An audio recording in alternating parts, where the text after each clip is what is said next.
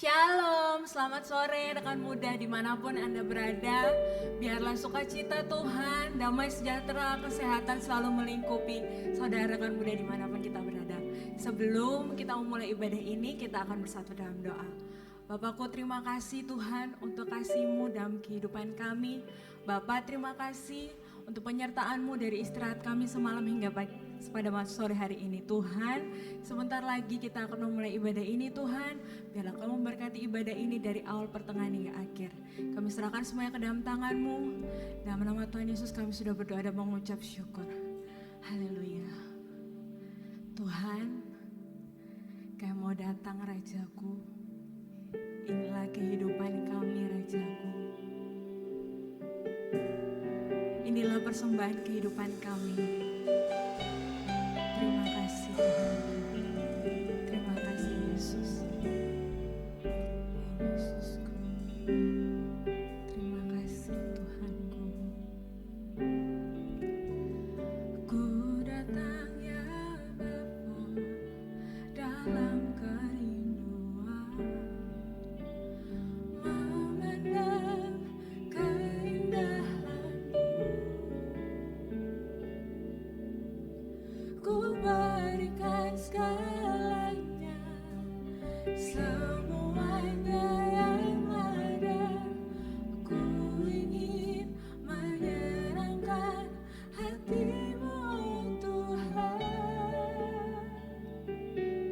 Jadikan aku indah yang Kau pandang mulia, seturut karya-Mu di dalam hidupku. Ajarku berharap hanya kepada-Mu, taat dan setia kepada-Mu.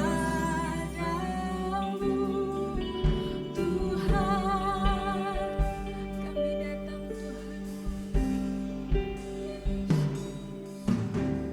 Ku datang ya Bapa dalam kerinduan, memandang keindahan-Mu. Ku berikan segalanya, semuanya yang ada. Ku ingin menyenangkan hati-Mu oh Tuhan. Jadikan aku indah yang Kau pandang mulia, seturut karya-Mu di dalam hidupku. Ajarku berharap hanya kepada-Mu, taat dan setia kepada-Mu.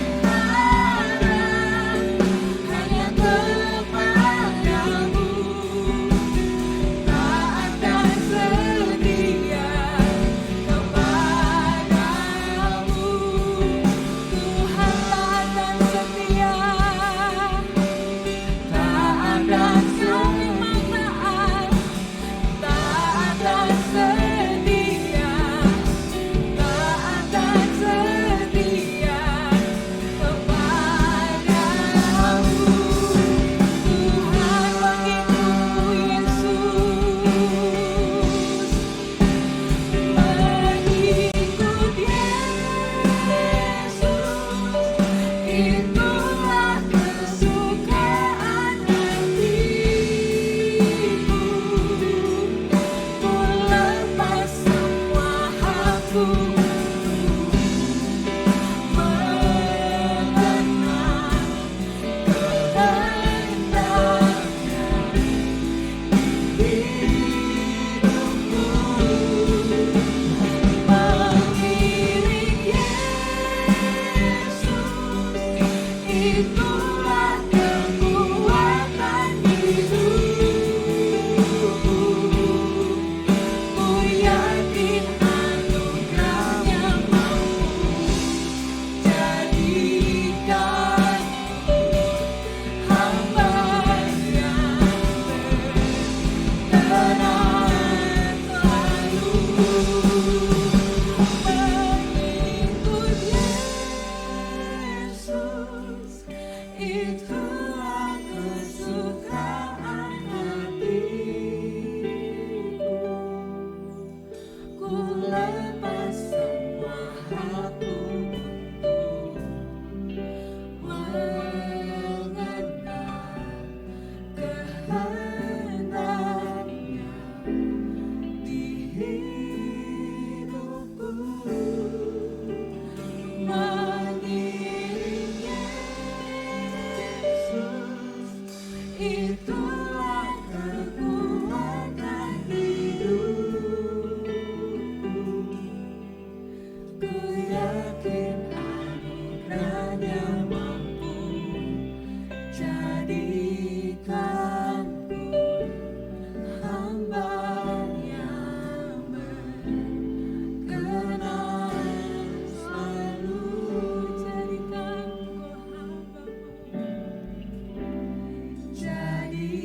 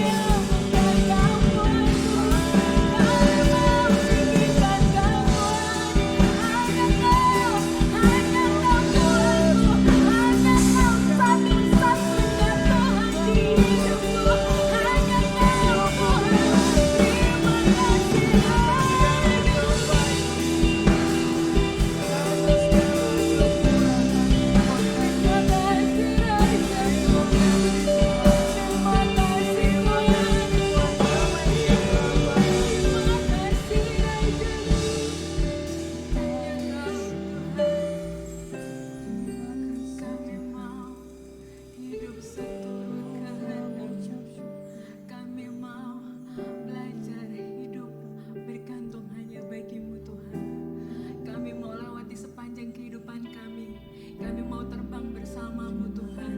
Apapun yang terjadi kami mau ikut apa yang kau mau. Apapun yang terjadi kami mau mengikut rencanamu. Karena kami tahu rencanamu dalam kehidupan kami pasti. Terima kasih Tuhan. Terima kasih Tuhan Yesus. Kami bersyukur punya Allah seperti-Mu. Haleluya. Amin. Bapak Ibu, rekan muda dimanapun Anda berada, percayalah bahwa apapun yang terjadi dalam kehidupan kita itu sesuai dengan rencana-Mu. Kita hanya patut untuk taat dan menjalaninya.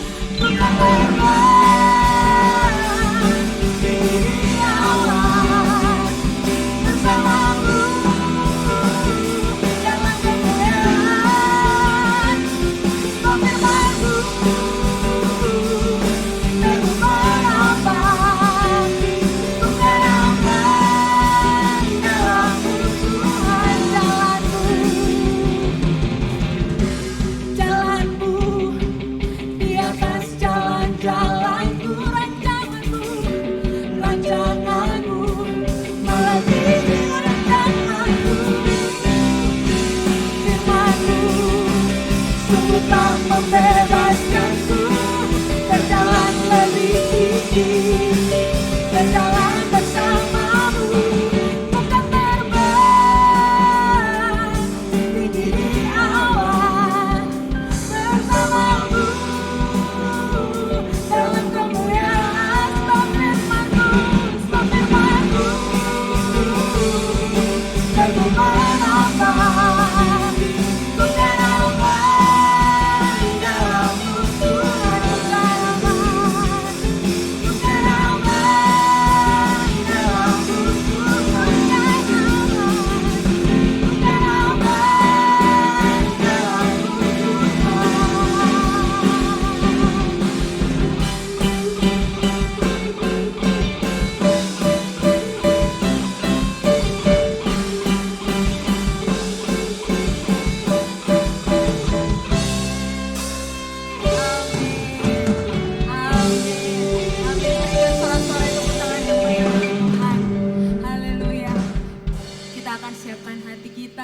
untuk menaikkan doa-doa, beberapa pokok doa untuk pergumulan-pergumulan bagi jemaat-jemaat.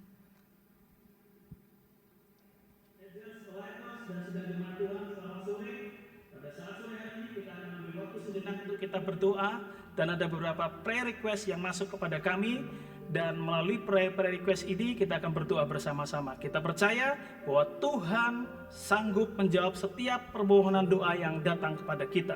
Dan apabila Bapak Ibu Saudara membutuhkan jawaban terhadap setiap tantangan, masalah, dan kesulitan yang dihadapi, percayalah, pada saat kita bersepakat satu hati di dalam nama Yesus, doa kita pasti dijawab Tuhan. Mari kita mengangkat tangan kita dan kita berdoa. Bapa di surga, kami berdoa buat setiap prayer request yang datang kepada kami. Tuhan tolong agar kami bisa melihat kuasa Tuhan bekerja buat seluruh sidang jemaat Tuhan, terutama yang saat sore hari ini mereka dengan rendah hati mengangkat tangan mereka, tanda bahwa mereka membutuhkan Tuhan di dalam pergumulan hidup mereka. Kami berdoa agar kekuatan, kesabaran diberikan pada para orang tua, agar mereka setia dan tetap mengalami sukacita ketika mereka mendampingi anak mereka untuk sekolah secara online. Kami juga berdoa secara khusus buat kesembuhan anak-anak kecil yang saat ini sedang sakit batuk, sedang sakit pilek, dan juga ada yang muntah. Tuhan tolong biarlah kuasa darah Yesus memberikan kesembuhan secara sempurna. Di dalam nama Yesus, anak-anak ini akan mengalami kesembuhan. Kami juga berdoa secara khusus buat anggota-anggota keluarga kami, terutama yang saat ini sedang sakit kekurangan kalium.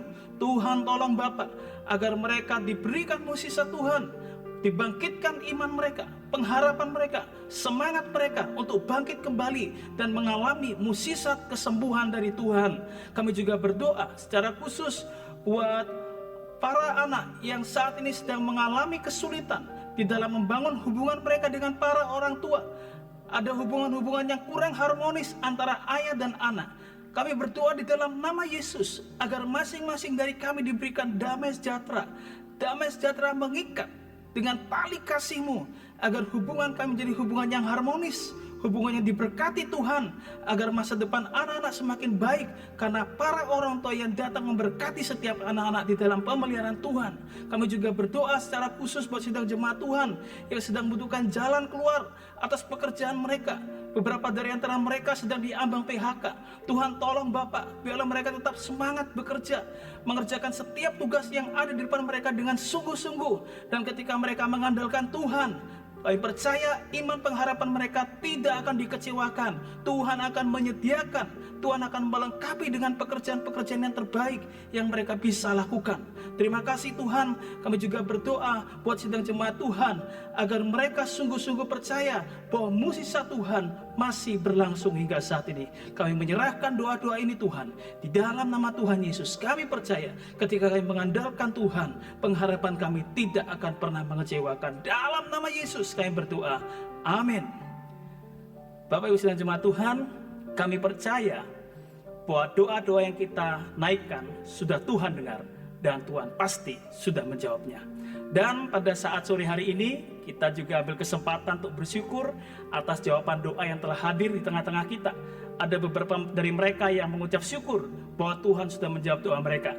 Ada yang mengucap syukur karena doa mereka atas kekurangan biaya masuk uang sekolah anak mereka sudah dicukupkan Tuhan tepat pada waktunya. Ada juga yang bersyukur karena anaknya sudah sembuh dari sakit muntah, batuk dan pilek. Dan ada juga yang secara spesifik bersyukur karena anaknya mendapat juara 2 dalam pemilihan duta siswa mahasiswa berprestasi di dalam skala nasional di tahun 2020 ini yang diadakan oleh Dinas Kementerian Pendidikan dan Kebudayaan Indonesia. Wow, sungguh sangat membanggakan hati orang tua, terlebih hati Tuhan juga pasti akan dimuliakan. Dan sore hari ini kita akan siapkan hati kita untuk kita mendengar firman Tuhan yang akan disampaikan oleh hamba Tuhan yang dipakai Tuhan dengan luar biasa, yaitu Evangelis Kuncoro Angkawijaya. Kita percaya hamba Tuhan yang diurapi dan akan menjadi berkat bagi kita. Mari kita siapkan hati kita sekali lagi, kita akan menaikkan pujian kita kepada Tuhan untuk kita masuk di dalam kebenaran firman Tuhan. Tuhan Yesus memberkati kita. Amin. Amin. Kita akan belajar lagi tentang apa yang Dia mau dari kehidupan kita. Bapa, biarlah kami mau mengerti apa yang Kau mau dari hidup kami. Terima kasih Tuhan. Terima kasih Rajaku. Haleluya. Terima kasih Rajaku. Terima kasih Tuhanku. Ya Yesusku. Ya Rajaku. Ajarku mengerti segala rencanamu. Ajarku berserah hanya padamu. Pimpin kami Tuhan, pimpinlah jalanku dalam terang firman-Mu. Ajarku berharap hanya padamu, Bapakku, ya Bapakku, Bapakku. Ajar segala rancangan-Mu, ya Tuhanku.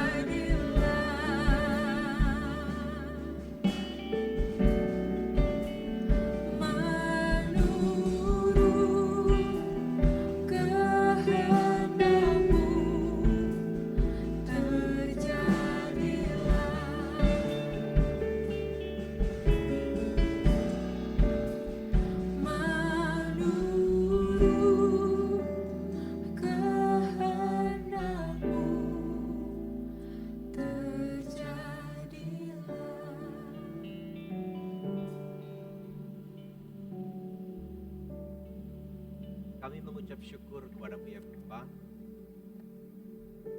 Pada minggu ini kami boleh kembali untuk beribadah kepada-Mu. Kami mengucap syukur atas kesempatan yang boleh kami terima. Engkau begitu baik. Tuhan,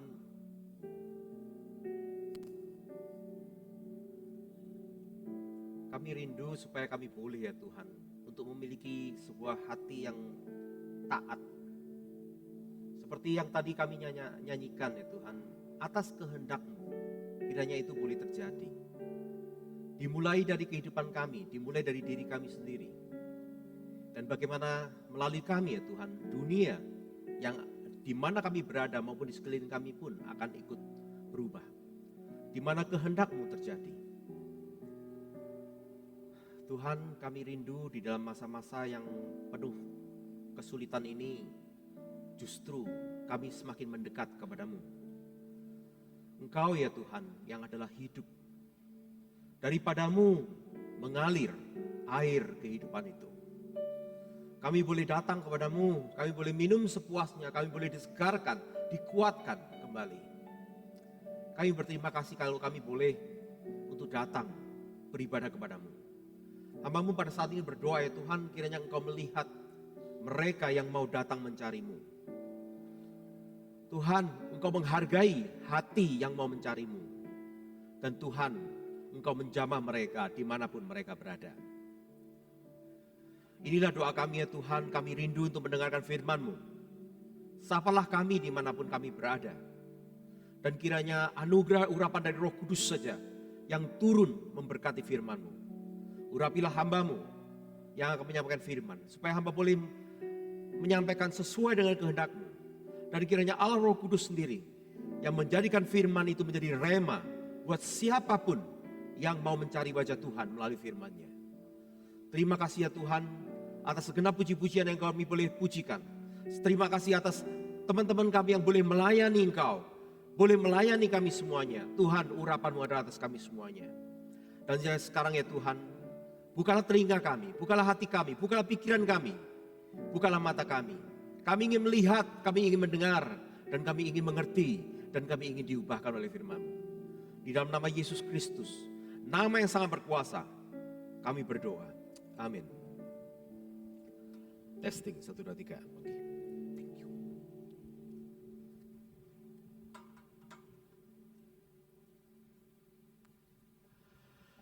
Shalom, selamat jumpa lagi pada kebaktian minggu ini. Kita akan belajar bagian daripada firman Tuhan yang sangat amat penting sekali. Tema yang seperti kita lihat adalah Abide in Christ, tinggal di dalam Kristus. Mari pertama-tama kita membaca bagian daripada firman Tuhan, yaitu 2 Yohanes pasal 1. Saya akan membacakan cukup 2 ayat dari 2 Yohanes pasal 1 ini, yaitu ayat yang ke-6 dan ayat yang ke-9. Beginilah firman Tuhan. Dan inilah kasih itu, yaitu bahwa kita harus hidup menurut perintahnya. Dan inilah perintah itu, yaitu bahwa kamu harus hidup di dalam kasih, sebagaimana telah kamu dengar dari mulanya. Ayat yang ke-9,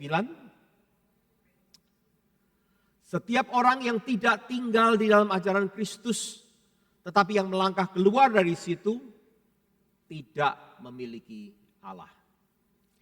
Barang siapa tinggal di dalam ajaran itu, ia memiliki bapa maupun anak. Teman-teman, di ayat yang ke-6 tadi dikatakan bahwa inilah kasih itu, yaitu bahwa kita harus hidup menurut perintahnya. Ya. Dan di dalam ayat 9 dikatakan bahwa setiap orang yang tidak tinggal di dalam ajaran Kristus, tetapi melangkah keluar dari situ, ia tidak memiliki Allah. Bahkan barang siapa yang tinggal di dalam ajaran itu, ia memiliki bapa maupun anak. Teman-teman, saya masih ingat suatu ketika saya masih studi, saya oleh saudara sepupu saya diizinkan untuk tinggal di rumahnya dengan gratis gitu ya. Itu adalah masa-masa yang cukup menolong karena pada masa itu adalah masa pergumulan yang sulit buat saya dan keluarga saya. Dan saudara saya ini lucu sekali, dia membeli rumah itu di belakang rumah persis di pojok belakang rumah itu ada sebuah tanaman gitu. Dan kemudian suatu hari saya nggak tahan, saya tanya, ini tanaman apa sih? Kok begitu aja? Terus kemudian dia berkata, oh itu katanya orang yang punya rumah dulu adalah tanaman anggur, dia berkata gitu. Terus saya mikir-mikir, kok cuma segitu? Loh memang dari dulu ya cuma segitu. Nah, entah kenapa tiba-tiba saya yakin itu Tuhan yang kasih saya hikmat. Kemudian saya kan lihat foto-foto gitu ya, foto-foto di Google Image itu, dan di foto-foto itu selalu anggur itu selalu menjalar kemana-mana begitu. Nah, terus saya bilang sama saudara saya, kamu tahu nggak, anggur itu adalah tanaman menjalar. Kalau kamu tidak kasih dia kawat atau tali, dia tidak menjalar, dia tidak tumbuh. Maka kami berdua kemudian bekerja, kami ciptakan kayak kabel-kabel gitu ya, kawat gitu, supaya tersebar. Bahkan saudara sepupu saya itu rela disebarkan sampai ditancepin gitu di atap rumah dia gitu. Dan sudah gitu selesai, kami takjub luar biasa. Karena dalam waktu 1 minggu, itu tiba-tiba pohon anggur itu merambat kemana-mana dan bahkan bagian belakang rumah itu sampai tercipta sebuah kanopi. Jadi rupanya pohon anggur itu sudah menantikan waktu yang lama supaya bisa tersebar begitu ya. Dan begitu kami memberikan kepada dia channelnya, maka dia pun tersebar kemana-mana. Tak lama kemudian kami menerima panen anggur. Ini true story. Panen anggur yang luar biasa. Jadi gambarannya itu persis seperti kayak di film-film, di foto-foto itu. Kami suatu pagi itu melihat mulai ada keluar ke belakang, ada mulai pernik-pernik begitu. Dan tak lama kemudian menjadi besar. Banyak sekali. Saya ingat suatu hari saya bangun pagi akan berangkat ke kampus. Saya melihat di depan pintu itu ada 2 kresek. Kresek itu tingginya segini. 2. Itu penuh dengan buah anggur. Lalu saya berkata kepada saudara saya, ini buat apa ditaruh di sini? Kan bisa rusak anggurnya. Kemudian dia bicara sama saya, itu kamu bawa ke kampus. Hah? Buat apa bawa ke kampus? Ya berikan kepada teman-temanmu di seminar di sana. Karena ini terus berbuah. Kalau enggak rusak sayang. Wah luar biasa. Jadi saya bawa itu ke kampus dengan bangga gitu. Di tengah-tengah kampus kami itu, di tengah-tengahnya itu ada tempat duduk begitu, di bawah pohon-pohon. Dan itu biasanya mahasiswa duduk, ngumpul, doa, baca firman, atau diskusi, atau makan itu. Saya taruh, blak, dan kemudian saya berkata, free grapes. Gitu. Saya masih ingat sekali, itu bagaikan, gitu, semua mahasiswa, gitu. Dalam sekejap, habis 2 kantong besar itu. Wah, luar biasa. Namun suatu ketika, terjadi perubahan musim, saya masih ingat sekali, angin itu datang. Dan suatu malam ketika kami tidur, kami mendengar suara yang sangat keras sekali. Kerusak! Ketika kami bangun pagi, saudara sepupu saya yang pertama kali menemukan. Wah, salah satu dari kabel kami itu jatuh. Karena angin itu. Dan kemudian dia berkata, ayo bantu yuk pasang kabel itu. Kan tidak bisa 1 orang. Saya bilang, aku harus ke kampus pagi ini, tapi aku janji, sore ya, kamu pulang kerja, saya pulang kampus, kita kerjain bareng-bareng. Sore. Dan ketika kami sore hari, kebetulan kami kok aneh pada hari itu kami bisa datang pada saat yang kurang lebih bersamaan. Kami ke belakang dan kami terkejut. Kanopi yang dulunya itu hijau begitu, kami melihat ada bagian itu yang berwarna coklat, kering. Kami belajar pada hari itu kebenaran daripada apa yang Tuhan Yesus pernah sampaikan di dalam Yohanes 15. Ya. Tuhan Yesus berkata bahwa akulah pokok anggur dan engkau adalah ranting-rantingnya. Tinggallah engkau di dalam aku, maka engkau akan berbuah banyak. Karena di luar aku engkau tidak bisa berbuat apa-apa. Itu 100% benar. Tuhan menggunakan sebuah ilustrasi dari sesuatu yang sangat dipahami oleh kaum petani di Israel pada saat itu. Anda tahu sulur-sulur pohon anggur itu tipis dan sebuah tanaman yang lunak, tidak keras.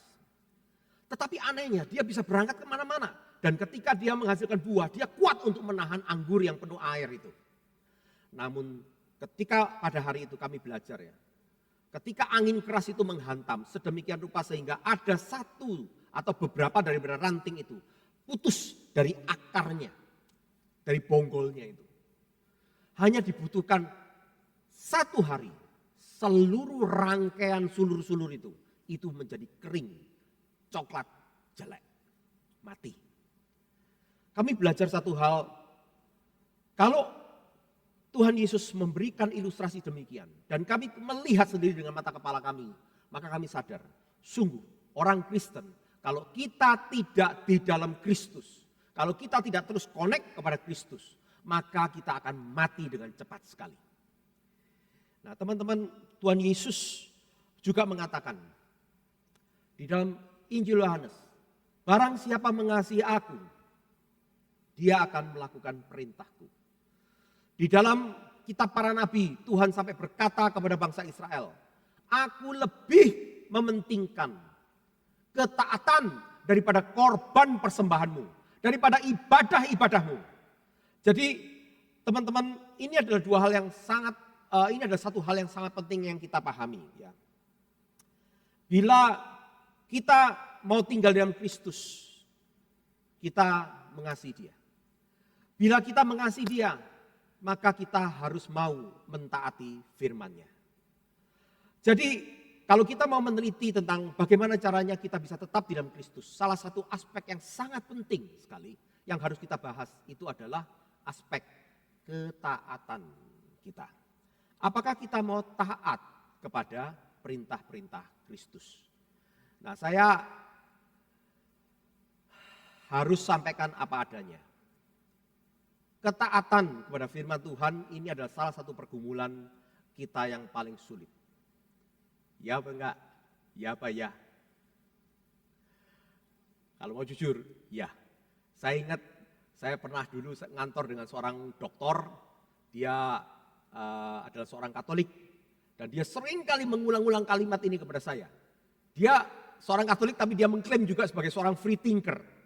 Dia berkali-kali mengulang satu kalimat ini kepada saya sehingga saya sangat ingat sekali. Dia berkata, sebenarnya ya mengikut Yesus itu tidak sulit kok. Buat perintah dia itu sederhana, simple. Tapi anehnya, yang simple itu kita nggak pernah bisa lakukan dengan sempurna. Simple tapi kita nggak bisa lakukan. Dia terus mengulang-ulang itu. Mengikut Kristus itu simple, tapi yang simple aja kita nggak bisa. Saudara-saudara sekalian, saya pada hari ini mau mengajak kita untuk merenungkan, mengevaluasi. Kenapa ya begitu? Kenapa ya kalau kita ini sulit untuk mau taat kepada firman Tuhan? Ada beberapa hal yang kita bisa dapatkan dari pemahaman tentang kehidupan kita sendiri maupun bagaimana firman Tuhan mengajarkan kepada kita. 1. Mengapa kita sulit taat kepada Kristus? Tadi 2 Yohanes memperingatkan kepada kita, kalau kita keluar daripada ajaran itu, kita tidak memiliki Allah. Tapi kalau kita tetap tinggal di dalam ajaran Tuhan, maka kita bahkan memiliki Bapa dan Anak sekaligus. Sangat amat penting sekali. Tapi kenapa kok kita sulit taat? Oke, coba ya, kita telusuri bersama-sama ya. Pertama-tama, kenapa sih manusia kalau disuruh itu nggak mau? Tetapi di dalam kasus-kasus yang lain, disuruh itu mudah. Contohnya misalnya, kalau Anda di dalam kemiliteran dan kemudian atasan Anda memberikan perintah kepada Anda, maka tidak ada pilihan lain dari Anda selain daripada melakukannya. Meskipun perintah itu sangat amat tidak masuk di akal. Contohnya, prajurit diperintahkan untuk loncat ke dalam lumpur. Rekaman mengenai latihan daripada salah satu pasukan elit Amerika adalah, kalau saya nggak salah Navy SEAL ya, dan juga Delta Force, itu mereka harus melakukan pelatihan ini, yaitu mereka akan diikat tangan dan kaki mereka, lalu kemudian mereka akan dimasukkan ke dalam kolam. Dan mereka harus sampai ke ujung kolam sebelah situ. Nah, coba Anda bayangkan Anda diikat tangan dan kaki dan kemudian Anda dilemparkan masuk ke dalam kolam. Kira-kira itu masuk akal tidak? Tetapi mereka mau melakukannya. Mengapa?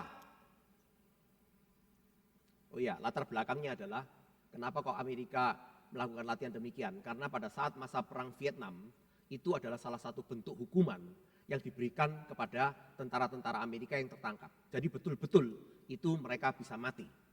Dan mereka tentara yang selamat itu yang menceritakan, dan kemudian para pelatih Amerika berpikir, oke, kita harus mempersiapkan tentara kita menghadapi risiko demikian. Dan kalau Anda tidak lulus di dalam ujian itu, kalau Anda misalnya pingsan di dalam kolam, maka Anda tidak akan bisa menjadi pasukan elit Amerika. Nah teman-teman, di dalam kemiliteran hal itu bisa dilakukan. Mengapa demikian? Nah itu kita belajar satu hal tentang sifat diri kita manusia. Pertama-tama, kita tidak akan mau melakukan perintah kalau kita tidak mengakui otoritas yang memberikan perintah. Nah sekarang coba renungkan, berapa banyak dari antara kita yang gampang bicara atau menyanyikan Yesus adalah Tuhan. Yesus Tuhan. Bahkan kau berkata Tuhan Yesus. Kalau berdoa Tuhan Yesus. Tetapi apakah engkau memahami arti perkataanmu memanggil dia Tuhan? Tuhan itu sebenarnya adalah dari kata Tuan. Tuan di dalam bahasa Inggris itu adalah terjemahan dari the Lord. Lord itu adalah bangsawan atau raja. Kata asli yang dipakai di dalam perjanjian baru ketika menyebutkan Yesus sebagai Tuhan itu adalah Kyrios atau Kyrie. Kyrios itu pada abad pertama Masehi itu dipakai hanya untuk satu manusia, yaitu Kaisar Romawi. Kenapa demikian? Karena Kaisar Romawi itu menguasai imperium yang luar biasa. Di dalam visi Daniel, Kekaisaran Romawi digambarkan sebagai kerajaan yang terbuat dari besi. Begitu keras, mereka sangat kejam, sangat efektif di dalam menghancurkan lawan-lawan mereka. Oleh karena itu, kekuasaan Kaisar Romawi itu sangat mengerikan. Dan dia berkata, I am Kyrios. Dan kemudian para rasul 12 nelayan dari Galilea itu berkata, no. You're not the Kyrios. Kau bukan raja dunia ini. Raja dunia ini, Tuhan dunia ini yang sesungguhnya adalah Kristus. Nah teman-teman, Anda harus memahami mengenai latar belakang sejarah daripada Injil ini. Jadi ketika kita berkata, Yesus engkau adalah Tuhan. Apakah Anda betul-betul mengakui otoritas dia sebagai raja dalam hidup Anda? Ini adalah aspek pertama sebenarnya yang membuat saya menjadi orang yang bertobat pada usia 16 tahun. Jadi saya dari kecil itu sudah dibawa oleh ibu saya, nenek saya ke gereja. Saya senang menjadi orang Kristen meskipun latar belakang keluarga dari ayah saya, tempat saya tumbuh itu bukan Kristen.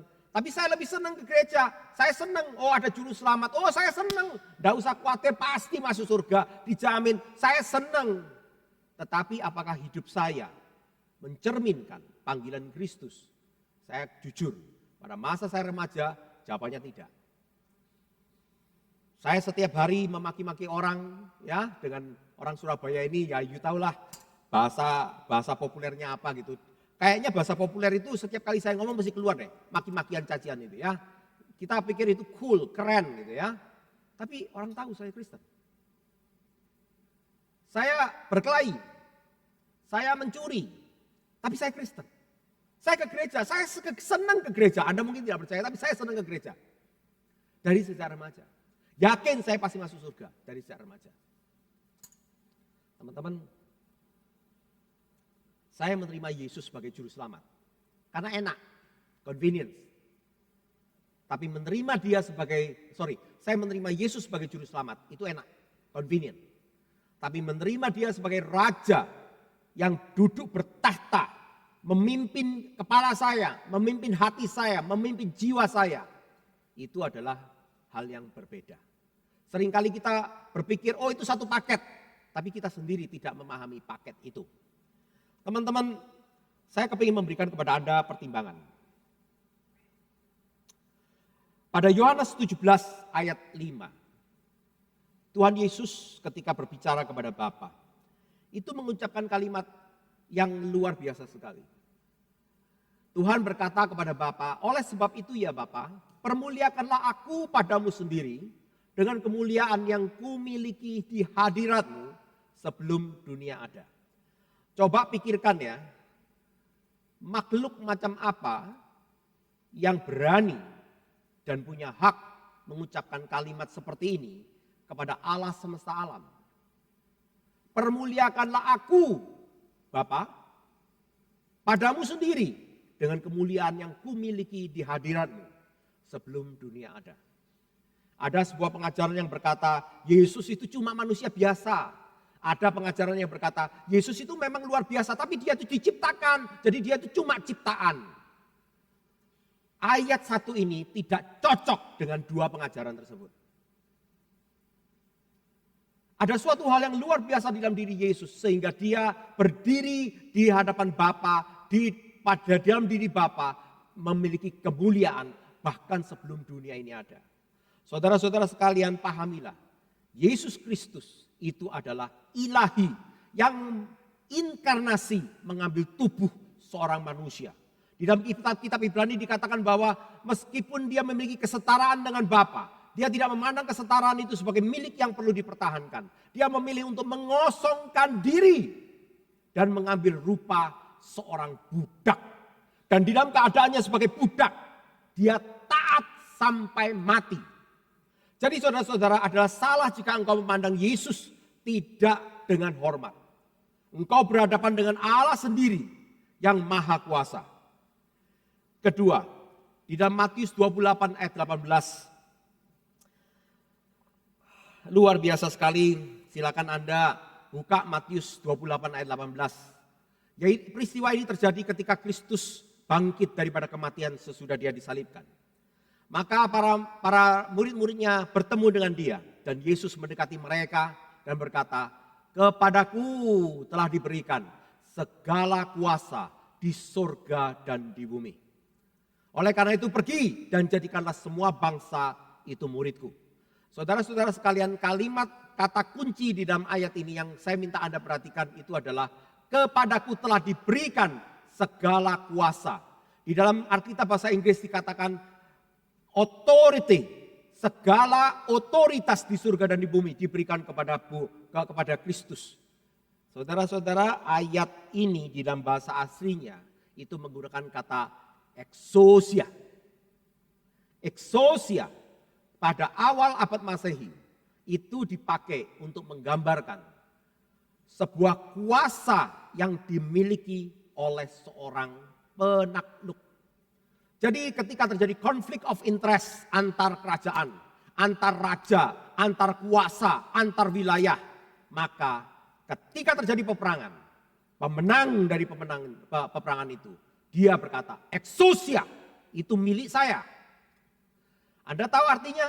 Artinya dimanapun dia menang, segala kehendak dia harus jadi. Otoritas itu milik dia. Bahkan dia melampaui hukum. Karena kerajaan itu sudah hancur, maka hukum yang ditetapkan oleh kerajaan itu lenyap. Dia adalah memegang otoritas. Itu adalah kata yang dipilih oleh Kristus. Exousia itu telah menjadi milikku. Di surga dan di bumi. Oh, coba pikir baik-baik itu. Coba pikir baik-baik.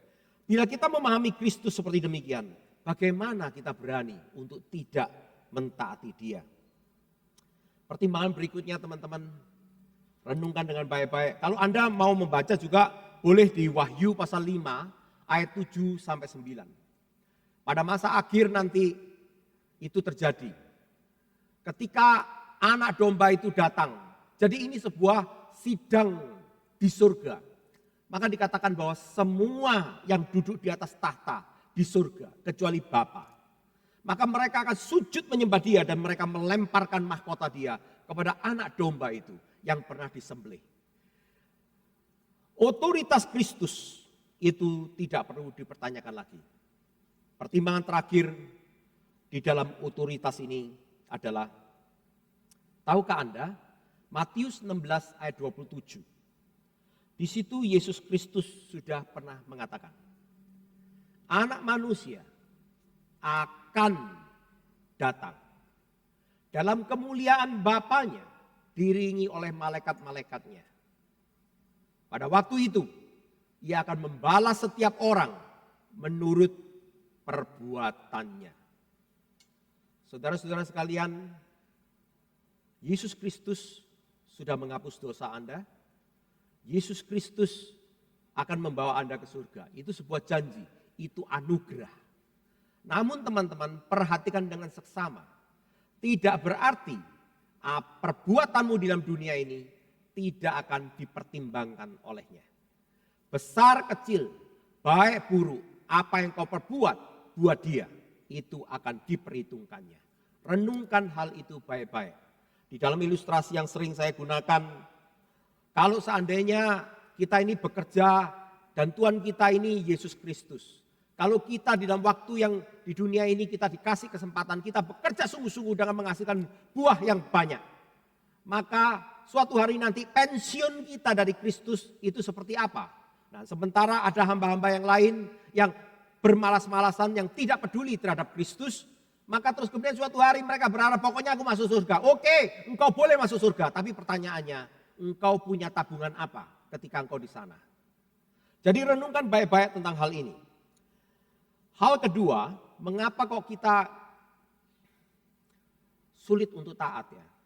Jadi kalau tadi pertama, karena kita tidak mengenal, kita tidak memahami otoritas yang memberikan perintah kepada dia. Di dalam kemiliteran tidak ada pertanyaan. Anda harus tahu ya, kalau sebenarnya hukum militer itu berkata seorang prajurit, kalau mereka tidak taat kepada otoritas, maka mereka akan bisa dihukum sampai pada hukuman mati. Oleh karena itu sebuah pengenalan akan otoritas itu sangat penting. Anda bisa mengatakan karena takut, oke, no problem. Tetapi kita bukan hanya karena takut, tetapi karena dia memang layak, dia memiliki otoritas itu. Kita harus taat. Kedua, boleh jadi misalnya kita bekerja di sebuah perusahaan, lalu kemudian kita punya otoritas di atas kita, supervisor, pengawas, manajer, tapi kita nggak suka sama dia.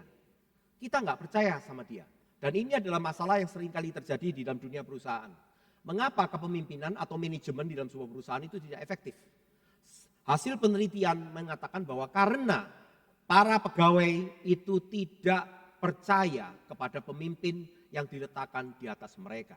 Jadi karena masalah kemampuan pemimpin itu karena masalah pribadinya atau sederhana karena dia itu sangat egois. Nah teman-teman, coba kita renungkan baik-baik. Oke, kau mengetahui sekarang Yesus Kristus itu adalah ilahi, dia punya kuasa, dia akan datang untuk menghakimi dunia ini, engkau tahu. Tetapi aku mau tanya kepada engkau, apakah engkau mempercayai dia? Secara pribadinya dia, apakah engkau percaya kepada dia? Kalau kau tidak percaya bahwa dia punya motivasi yang baik, maka boleh jadi ketika engkau mengerjakan perintah dia, engkau akan malas-malasan. Ini juga sudah menjadi sebuah evaluasi buat saya pribadi maupun sebagai orang tua. Kalau anak Anda itu seringkali membantah, mungkin kita harus merenungkan baik-baik, mengapa mereka tidak mau mempercayai niat baik kita ketika memberikan perintah tersebut. Mungkin mereka tidak mengerti, mungkin mereka masih belum jelas. Mungkin juga karena kita sudah menunjukkan bahwa kita memang tidak bisa dipercaya. Misalnya orang tua ada telepon, terus mencari papa, dan kemudian kita ngomong ke anak kita, ngomong, papa lagi keluar, padahal papanya lagi tidur. Nah teman-teman, itu bisa menimbulkan masalah. Orang tidak percaya kepada kita. Nah untuk itu izinkan saya untuk mengajukan beberapa pertimbangan kepada Anda dari apa yang Alkitab katakan. Pertama-tama, Kristus Yesus Tuhan kita itu, motivasinya dia itu adalah karena dia mencintai kita. Yohanes 3 ayat 16 dan 17. Karena begitu besar kasih Allah akan dunia ini, sehingga ia telah mengaruniakan anaknya yang tunggal, supaya setiap orang yang percaya kepadanya tidak binasa, melainkan beroleh hidup yang kekal. Sebab Allah mengutus anaknya ke dalam dunia, bukan untuk menghakimi dunia, melainkan untuk menyelamatkannya oleh dia. Oh, renungkan ini baik-baik. Motivasi Kristus itu adalah karena Bapa itu mencintai kita. Karena Kristus mencintai kita. Tuhan itu mencintai kita, dia sayang sama kita sehingga dia mau untuk datang kepada kita. Bukan untuk menghukum kita, tetapi untuk menyelamatkan kita.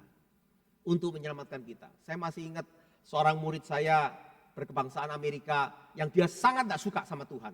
Akhirnya saya konfrontir dia, saya tanya, kenapa sih kamu tidak suka sama Tuhan? Dia berkata begini, Tuhan itu ya, kita mau senang-senang nggak boleh, mau party nggak boleh, mau having sex nggak boleh. Kalau kita melanggar, kita nanti dimasukkan surga. Karena itu saya tidak suka Tuhan. Dia gagal paham. Ya, dia gagal paham. Dia gagal paham bahwa kenapa Tuhan memberikan kepada kita perintah-perintah demikian. Karena dia mencintai kita. Tuhan tahu ketika kita berbuat dosa, maka dosa itu pada akhirnya akan memberikan kepada kita kematian. Ada banyak sekali kehancuran-kehancuran yang sudah terjadi dalam dunia ini. Karena manusia memilih untuk melanggar firman-firman Tuhan. Dia berpikir nanti Tuhan marah. No, you don't understand. Kalau kau melanggar apa yang Tuhan beritahukan kepada kita, engkau menghancurkan hidupmu sendiri, engkau menghancurkan hidup orang lain, dan kau akan merusak masyarakat. Pada akhirnya kerugiannya itu pada kita. Karena Tuhan mencintai kita, maka Tuhan berkata, don't do it. It's not good for you. Nah teman-teman, hal yang kedua yang kau harus pertimbangkan mengenai hati daripada otoritas kita ini. Matius 20 ayat 28. Perhatikan baik-baik, sejauh apa dia mengasihi kita. Kristus berkata sama seperti anak manusia. Dia datang itu bukan untuk dilayani, melainkan untuk melayani. Dan untuk memberikan nyawanya menjadi tebusan bagi orang banyak. Saya masih ingat suatu ketika itu ada seseorang yang bermimpi. Dan dia bermimpi, dia melihat Yesus. Pada saat itu dia sedang mengalami masalah dan dia meragukan Tuhan Yesus. Dan dia marah. Dan kemudian ketika dia berjumpa dengan Yesus di dalam mimpinya, yang kemudian dia ceritakan dan kemudian sampai menjadi ilustrasi seluruh dunia, sampai dibuat gambar-gambar dan lukisan. Pada saat itu dia berkata, Yesus, apakah engkau sungguh-sungguh mengasihi aku? Mengapa ini terjadi padaku? Dan kemudian Yesus berkata, aku mengasihimu. Kalau kau mengasihiku, tunjukkan kepadaku. Maka dikatakan bahwa pada saat itu Tuhan Yesus membuka tangannya. Dan kemudian mati buat dia. Mati buat kamu dan buat saya. Sedemikian jauhnya dia mencintai kita. Maka jangan lagi engkau meragukan motivasi dia. Yohanes 10 ayat 10. Ini pertimbangan yang ketiga. Mengapa kita harus mempercayai Tuhan kita ini? Tuhan berkata pencuri itu datang hanya untuk mencuri dan membunuh dan membinasakan. Mencuri, membunuh, membinasakan. Tetapi aku datang, demikian perkataan Tuhan Yesus. Supaya mereka mempunyai hidup dan mempunyainya dalam segala kelimpahan. Saudara-saudaraku, renungkan hal ini. Mengapa engkau tidak mau percaya kepada dia? Saudara-saudaraku, hal yang ketiga yang seringkali membuat kita tidak mau taat kepada Tuhan adalah karena kita punya rencana kita sendiri. Saya tidak punya waktu untuk unpack ini. Tetapi saya cuma memberikan kepada Anda pertimbangan 3 hal. Bila Anda memutuskan, saya nggak mau karena saya punya rencana ini. Pertama, ingat apa yang terjadi pada Adam dan Hawa. Adam dan Hawa ingin bebas. Dan dikatakan bahwa buah itu akan memberikan kepada mereka pengetahuan. Dan mereka akan bisa menjadi seperti Allah. Mereka kepingin mengambil keputusan dan jalan mereka sendiri. Hasilnya bagaimana? Tidakkah hidup kita ini penuh dengan penderitaan sampai sekarang? Kedua, Mazmur 139 ayat 13-17 menyatakan bahwa sebenarnya Tuhan itu ketika membentuk kita dari kandungan ibu kita, Tuhan sudah tahu masa depan kita. Masa depan kita itu sudah dipegang tangannya. Allah yang mengasihi kita, dia sudah pegang. Pertimbangan yang ketiga, ketika engkau mau mengambil jalan yang berbeda dari rencana Tuhan. Tahukah engkau, di dalam Yeremia pasal 29 ayat 11, Tuhan berkata, aku punya rencana yang baik untuk masa depanmu. Aku menciptakan rancangan-rancangan yang akan menjanjikan masa depan yang penuh harapan buatmu. 1 Korintus 2 ayat 9 berkata, hal yang tidak pernah kita pikirkan, tidak pernah kita bayangkan, itu yang sudah disediakan Tuhan bagi kita. Apa yang kau pikir terbaik buatmu, Tuhan tahu yang lebih baik daripada kamu. Apa yang kau pikir itu hebat, Tuhan malah pikirkan yang luar biasa bagimu. Jadi sebenarnya mengapa engkau memilih untuk tidak percaya kepada Dia? Oleh karena itu dalam hidup kita ini saya memberikan kepada Anda sebuah pandangan. Memang kita harus mau mengambil pilihan. Ada banyak pilihan. Kita bisa memilih untuk mengikuti kehendak Tuhan. Atau kita bisa memilih mengambil jalan kita sendiri. Saya sampaikan kepada Anda, renungkan baik-baik. Karena setiap tindakan kita itu bagaikan investasi. Investasi akan sebuah masa depan. Sampai kita mati dan sesudah kita mati. Yaitu di dalam kekekalan. Maka pilihlah investasi yang bijaksana. Jim Elliot pernah berkata, he is no fool who gives what he cannot keep to gain that which he cannot lose. Jim Elliot seorang pemuda yang luar biasa, dia punya kesempatan untuk studi di Ivy League University. Memutuskan meninggalkan semuanya itu dan menjadi seorang misionaris. Dan akhirnya dia mati dibunuh oleh penduduk penduduk lokal di Amerika Latin. Saudara-saudara, sebelum itu dia meninggalkan catatan ini. Dia tahu dia harus memilih yang mana investasi yang paling menjamin. Dia berkata, bukan orang bodoh yang melepaskan sesuatu yang tidak bisa dia pegang, yang tidak bisa dia kendalikan. Untuk mendapatkan sesuatu yang tidak mungkin bisa hilang dari dia. Yaitu kekekalan. So, make your choice. Buatlah pilihanmu. Setiap engkau melangkah di dalam hidupmu, ketika Roh Kudus bicara kepada engkau, mengingatkan engkau akan firman Tuhan, buatlah pilihanmu baik-baik. Keputusan yang engkau ambil hari ini itu punya ramifikasi tentang di dalam kekekalan. Renungkan itu baik-baik. Suatu hari saya mengikuti study tour pada masa saya muda. Dan study tour itu kami harus berhenti di tengah jalan pada saat itu di luar pulau. Dan itu sangat sepi sekali. Kami tunggu-tunggu teman kami yang akan datang. Dan saya itu bosan, saya turun dari bis. Saya berdiri di tengah jalan aspal itu sambil ngeliatin mana nih orang-orang ini kok udah datang gitu ya. Saya masih muda pada saat itu. Tiba-tiba seorang pria yang tidak saya kenal mendekati saya. Dia mendekati saya sambil tertunduk begini dan kepalanya dia tuh hampir nabrak moncong saya begini. Dan dia ngomong dengan bahasa daerah. Saya nangkep orang ini mabuk.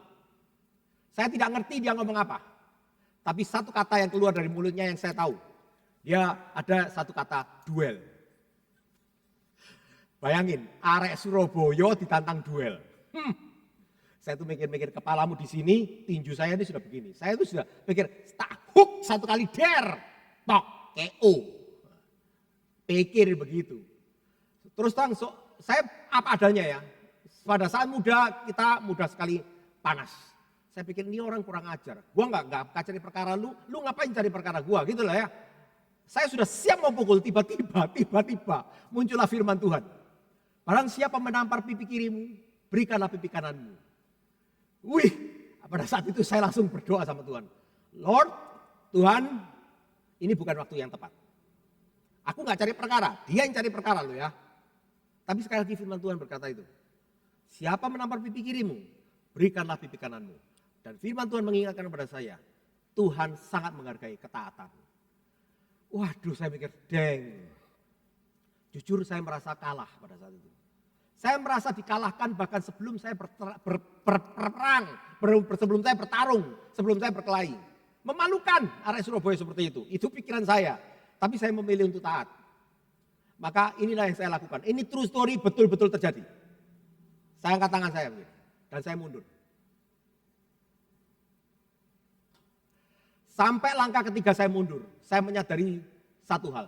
Saya menyadari bahwa ujung bajunya dia ini menonjol begini. Maka seketika itu saya langsung sadar. Mengapa dia begini? Dia tidak begini, tapi dia begini mendekati saya. Karena dia menutupi ujung bajunya yang menonjol ini. Bagi siapapun di antara Anda yang pernah di jalanan, maka Anda akan tahu. Kalau baju seseorang sedang menonjol, dan kemudian dia mendekati Anda untuk berkelahi, maka yang harus Anda perhatikan, apa yang ditonjolkan itu. Karena biasanya itu adalah senjata. Jadi ketika dia begini, saya pikir saya bisa pukul dia. Iya kalau saya kena dulu. Nah kalau pisaunya dia yang potong leher perut saya begini, saya pada hari itu pasti mati. Saya tidak akan ada di sini berbicara kepada teman-teman. Apakah cerita itu berhenti sampai di situ? Tidak. Kemudian dia pergi menantang orang lain karena dia mabuk. Dan sekali itu orang yang dia tantang menjawab tantangannya dia. Betul saudara-saudara, dia keluarkan badik itu. Orang itu lari ke dalam mobil. Mobil itu dia tutup jendela. Mobil itu dipukulin sama dia dengan badik itu. Temannya dia dari warung keluar lagi. Dia juga bawa badik. Ya Tuhan. Saya terbengong-bengong di tengah jalan itu melihat pemandangan itu. Dan saya hanya bisa mengucapkan syukur kepada Tuhan. Bila pada hari itu saya memilih untuk tidak mentaati firman Tuhan, saya pasti terluka parah atau mati. Ini adalah sebuah kesaksian yang saya bisa sampaikan kepada teman-teman. Jadi teman-teman renungkan baik-baik. Pahamilah otoritas Tuhan dan akuilah Yesus sebagai Tuhan. 2. Percayalah kepada Dia karena Yesus itu baik, Dia mencintai dan mengasihimu. Apapun yang Dia ajarkan kepadamu itu adalah untuk kebaikanmu. Yang ketiga, Tuhan punya rencana yang jauh lebih baik buat kita. Dia menjanjikan kehidupan masa depan yang penuh pengharapan. Percayalah kepada Dia, taati firman-Nya. Terakhir, bagi teman-teman yang Anda ingin memiliki Yesus di dalam hidup Anda, ayo saya mengundang Anda. Datanglah kepada Dia secara pribadi dalam doa. Akuilah segala dosa dan kesalahanmu. Dan secara pribadi berkata kepada Tuhan Yesus, Yesus, saya mau Engkau untuk masuk di dalam hidupku, menjadi Tuhan dan Juru Selamat hidupku. Saat ini juga. Saya mengundang pemusik untuk naik ke mimbar. Mari kita akhiri kebaktian ini.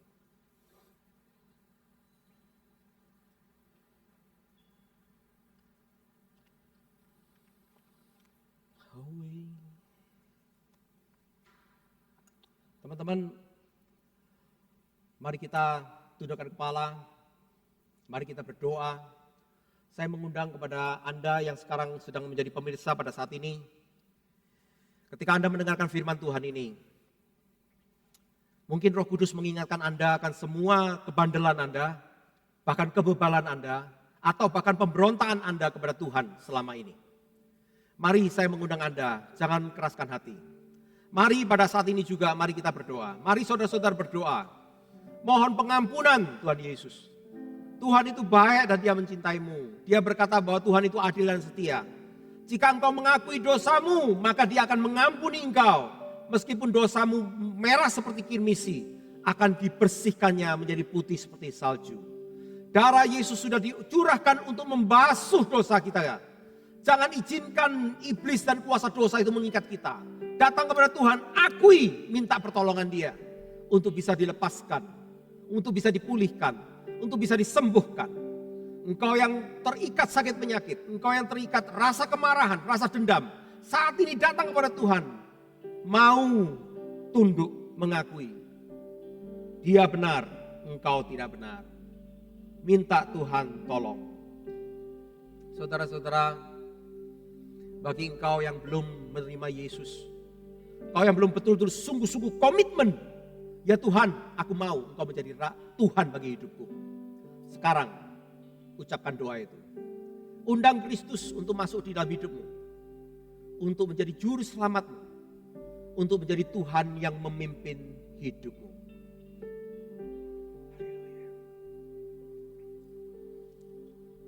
Bisa kita nyanyikan lagu yang tadi.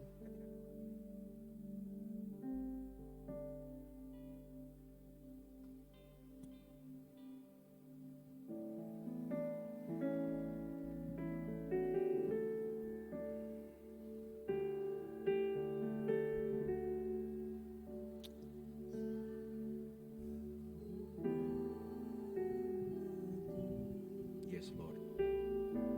Yes, Lord. Yes, Lord.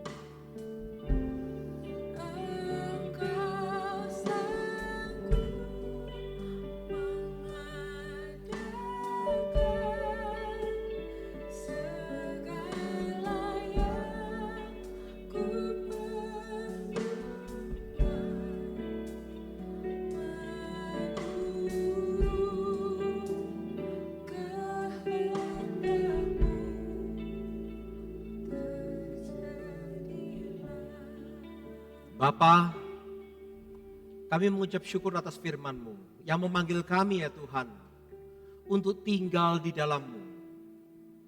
Tuhan, ampunilah kami jika seringkali ya Tuhan kami tidak mau tinggal, tapi kami keluar masuk. Tuhan, hari ini kami belajar mengevaluasi diri kami sendiri, mengapa selama ini kami sulit untuk mau taat kepada firman-Mu.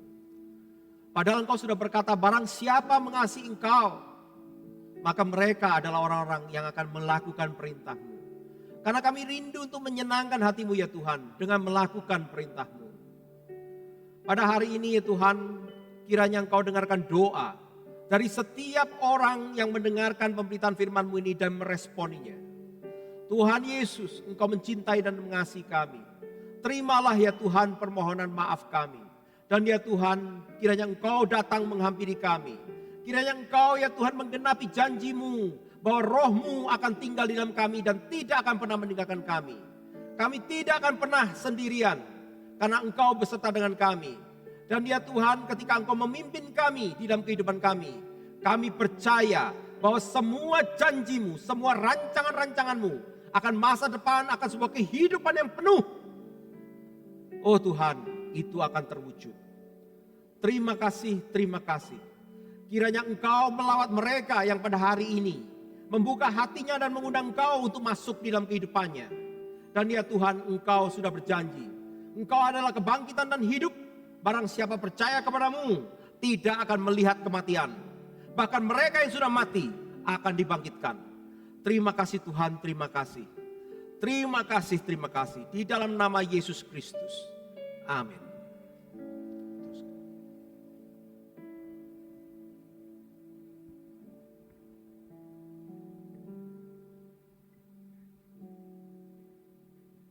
Shalom rekan-rekan muda semua, rekan-rekan Agers maupun Alivers. Sore hari ini atau malam hari ini diberkati semua dengan firman yang sudah disampaikan. Kita belajar untuk kita taat di dalam Tuhan, kita diingatkan untuk kita percaya akan otoritas di atas kita, percaya akan otoritas Tuhan, percaya akan Tuhan, dan kita percaya rancangan Tuhan indah buat kita. Oke, sekarang kita akan memberikan persembahan kita. Sebelumnya kita akan sama-sama berdoa, kita akan berdoa buat persembahan kita. Terima kasih Tuhan Yesus, Bapa yang baik, Engkau baik buat kehidupan kami semua. Terima kasih buat berkat firman yang sudah kami dengar malam hari ini Tuhan. Biarlah kami menjadi pelaku-pelaku firman Bapa. Terima kasih, kalau sebentar kami akan memberikan persembahan kami Bapa. Biarlah persembahan ini boleh menjadi dupa yang harum dan boleh memperlebar kerajaan-Mu Bapa.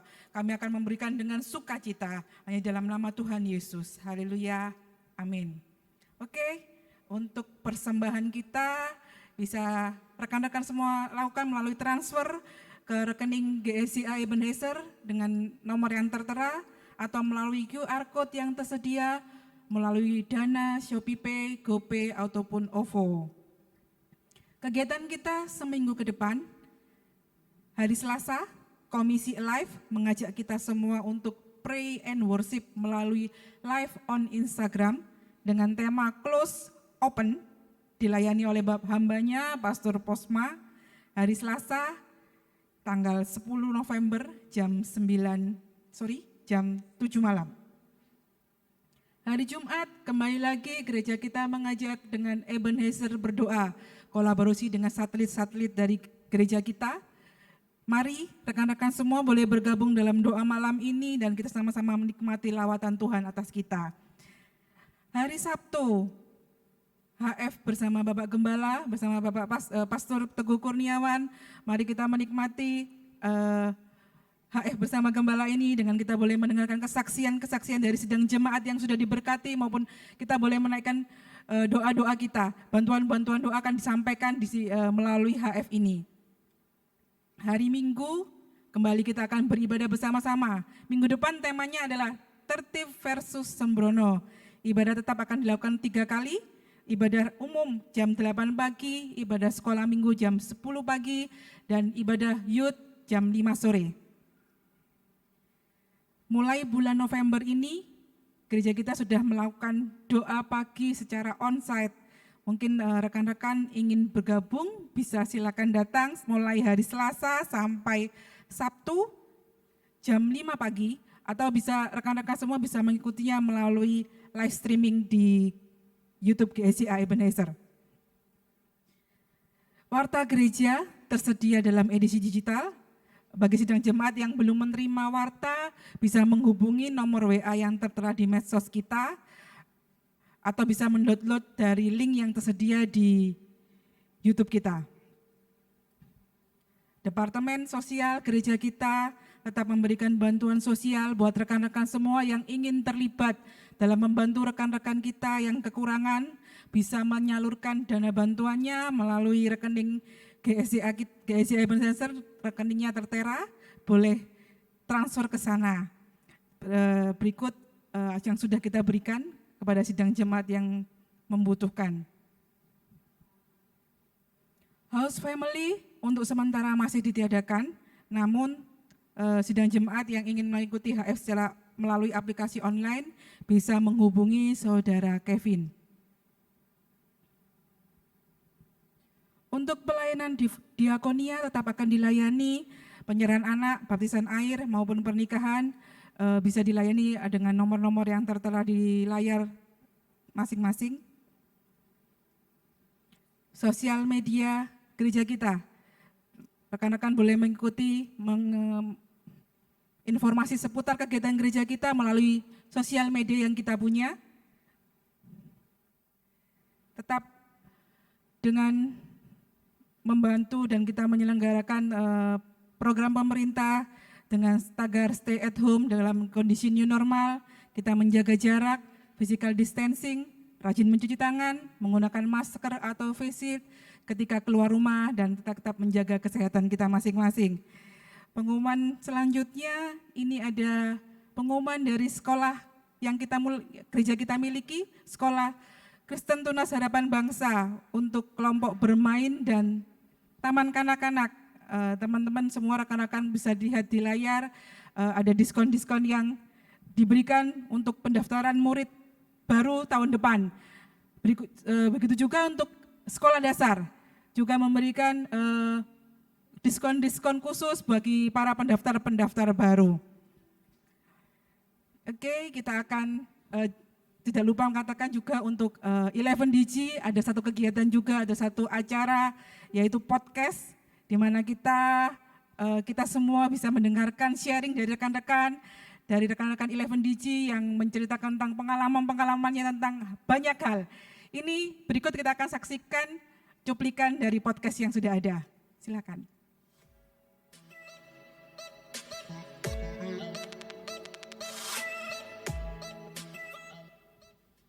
Tapi kalau hal itu sangat buruk, misalnya sampai hal-hal yang mungkin sudah berkaitan dengan moral atau mungkin kelainan, ada kelainan jiwa gitu ya.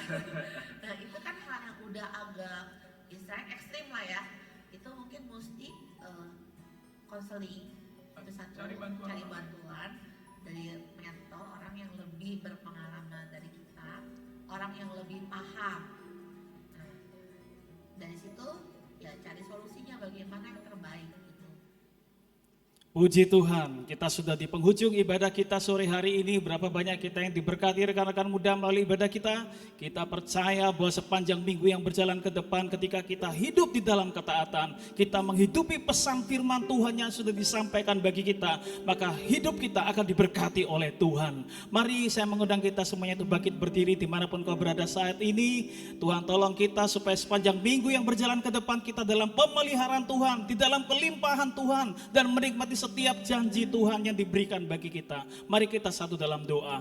Bapa, kami mengucap syukur kepada Tuhan buat ibadah kami sore hari ini. Kami semua sudah diberkati oleh Tuhan. Hati dan iman kami terangkat melalui puji-pujian yang sudah kami naikkan. Kami juga telah menaikkan doa-doa kami, percaya Tuhan akan ada banyak lebih lagi jawaban-jawaban doa yang kami terima di dalam Tuhan. Kami juga sudah mendengar pesan firman Tuhan. Isi hati Tuhan bagi kami untuk kami mau taat. Karena dari ketaatan itu Tuhan, kami semakin mengenal Engkau Tuhan. Kami semakin untuk bisa menyelami isi hati-Mu Tuhan. Kami diluputkan dari segala kekecewaan. Kami diluputkan dari segala macam kemalangan ketika kami mau belajar taat kepada Tuhan. Dan kami percaya Tuhan janji ya Tuhan ya dan amin. Ketaatan kami akan mendatangkan kelimpahan di dalam hidup kami. Apapun yang kami kerjakan Tuhan mendatangkan keberhasilan. Baik di dalam kehidupan keluarga kami, rumah tangga kami, usaha pekerjaan kami, masa depan kami, studi kami, semua di dalam keberkatan Tuhan. Terima kasih Tuhan, terima kasih. Kami mengucap syukur kepada Tuhan buat setiap pelayanan Tuhan yang melayani Tuhan sepanjang sore ini. Tuhan memberkati. Haleluya, haleluya. Rekan-rekan kaum muda yang dikasihi Tuhan, sidang jemaat Tuhan, angkatlah tanganmu dan terimalah berkat Tuhan. Haleluya, haleluya. Sebab Engkaulah Tuhan yang membentuk buah pinggang kami, menenun kami di dalam kandungan ibu kami. Kami bersyukur kepadamu Tuhan oleh karena kejadian kami dahsyat dan ajaib. Ajaib apa yang Kau buat, jiwa kami benar-benar menyadarinya. Tuhan memberkati dan melindungi sidang jemaat.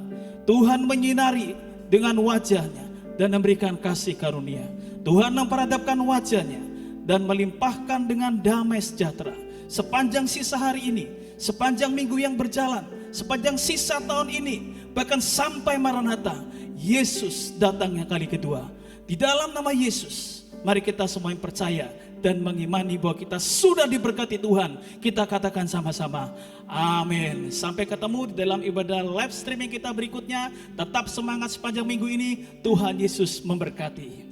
Jadikan aku indah dan Kau pandang mulia, seturut karyamu di dalam hidupku.